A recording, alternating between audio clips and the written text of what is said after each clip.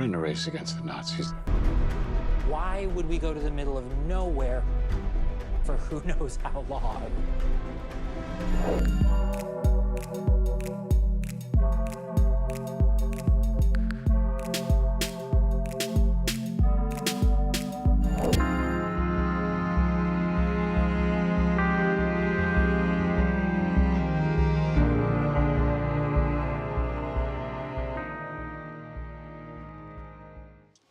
Hello and thanks for joining us. Christopher Nolan's exploration of the man behind the atomic bomb has been picking up prizes at all the major award ceremonies.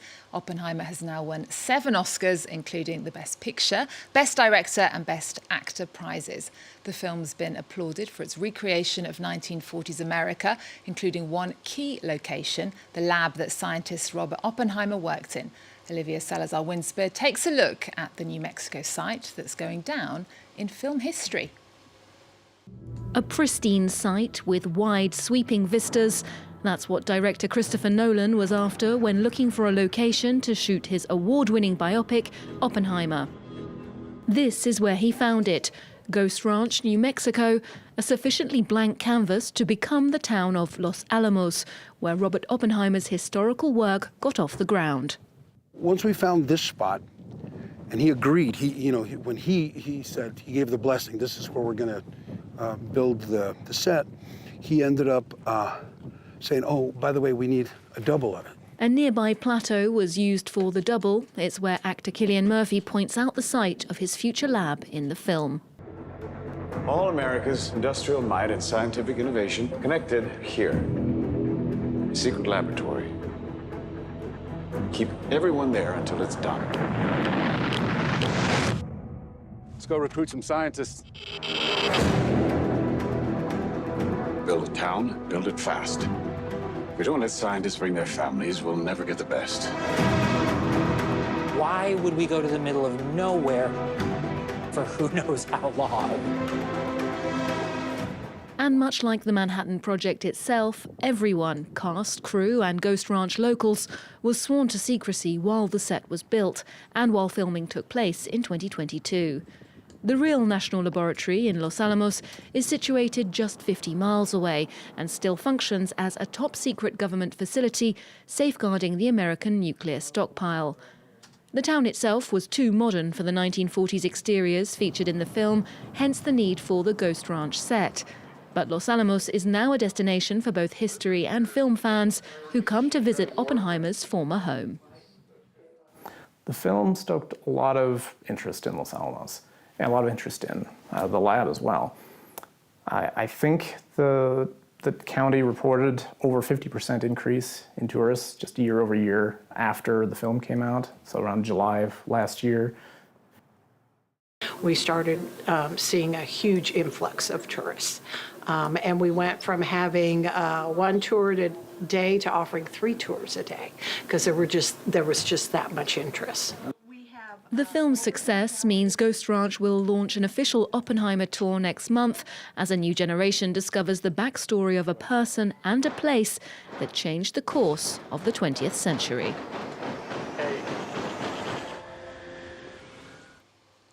And if you want to hear more about Oppenheimer's success at the Oscars, you can catch up with our awards debrief online at france24.com.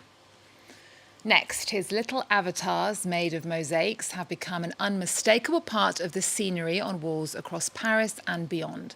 The street artist Invader has been pasting up these playful pieces for almost 3 decades, so it's high time for a formal appraisal of his work. The exhibition is taking place next to the Place de la République here in the French capital at the former headquarters of the Liberation newspaper. Olivia Salazar-Winspear takes a look at the exhibition and at the man behind the mosaics. He's known as Invader, and he's made inroads on every continent. His little coloured mosaics have taken over the world. For almost 30 years, this street artist has been leaving his mark on the urban landscape. Like up on this roof in Paris, the building's currently hosting an exhibition of his work. 9 floors of gallery space to illustrate how Invader developed his style and how he deals with success and his fans. He sums it up on his Instagram page. A visual record of his artistic journey with news of his latest intervention, made especially to mark the exhibition, situated high up on the Pompidou Centre, the 1,500th mosaic that he's placed in Paris. His true identity is a little mysterious, but what we do know is that Invader's French, he's 55 years old, and he was inspired by the Japanese video game Space Invader. His artwork's now a planetary phenomenon. It has a playful dimension, but also a sociological angle, and it's often funny.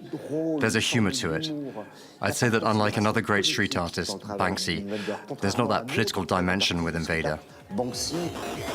Invader recently added his 4,000th piece here in Bolivia, which quite fittingly sits at an altitude of 4,000 meters. And with a little help from an astronaut, he even managed to invade the International Space Station. Apparently, his signature is still there. Despite his extraordinary reach, he prefers to remain anonymous and only agrees to be filmed with a mask. He told us why this secrecy is key to his success. My anonymity is part of the character. I'm used to it these days. It allows me to go about my business unbothered. I can go and see my own exhibition without anyone knowing that I'm there. And I can eavesdrop on people's comments too. And since his street art is not technically worth anything, there's no point in stealing it. The only pieces that have any value are the alias versions, certified copies of the mosaics in the streets, which collectors can own. This one's for sale at 500,000 euros. For those with smaller budgets, Invader has developed Flash Invader, an app that lets you collect his pieces for free. More than 23,000 people have signed up. Fred is one of them. For example, today I'm 6th in the world rankings with 3,109 mosaics, and I have a total of 92,590 points because each piece carries a different amount of points. Not only a prolific chaser of street art, Fred's also a reactivator. That is, he helps repair and reconstitute mosaics that have been damaged under the supervision of Invader himself, who he communicates with via email. I'll send Invader a photo of my version to show him what type of tiles I've used. I'll also tell him the location where I want to put it, that is, the site where it was originally. That's all by email, and then he'll reply, yes or no, as to whether he agrees for it to be replaced and referenced again in the app. And his repertoire could soon stretch to the moon if Invader gets France's #1 astronaut to take his work into the cosmos once again.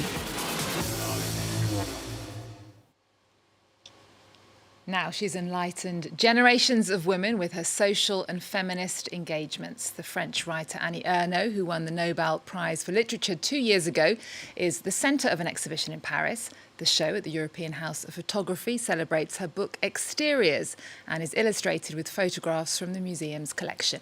Natasha Milleret and Aurore Chloé Dupuis made this report. This book is a bit like a cash register of things I've heard. It's like a camera, witnessing things. Journal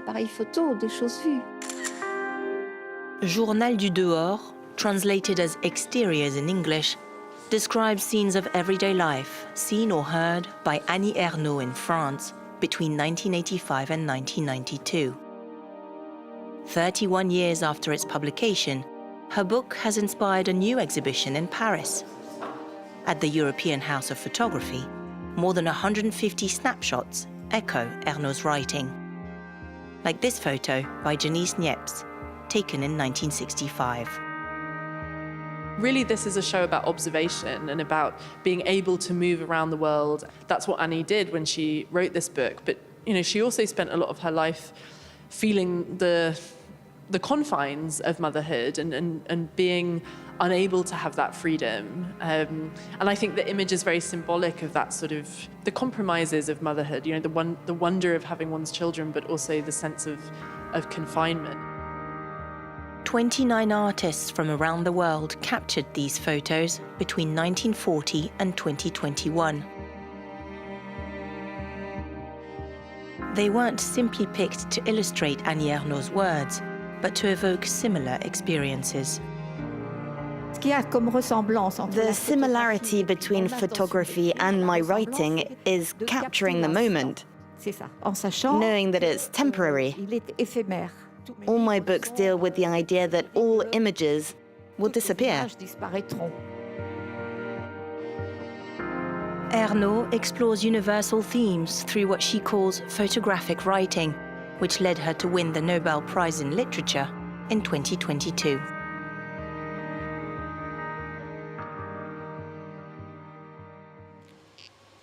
And that brings us to the end of the show. We'll leave you with the French equestrian showman Bartabas, who's been paying tribute to displaced people in his recent creations. His latest show focuses on Persian women after having explored Yiddish culture and that of the Irish travellers in his horse cabarets. It's at the Zingaro Theatre just outside Paris. We'll leave you with that. Thanks for watching. See you next time.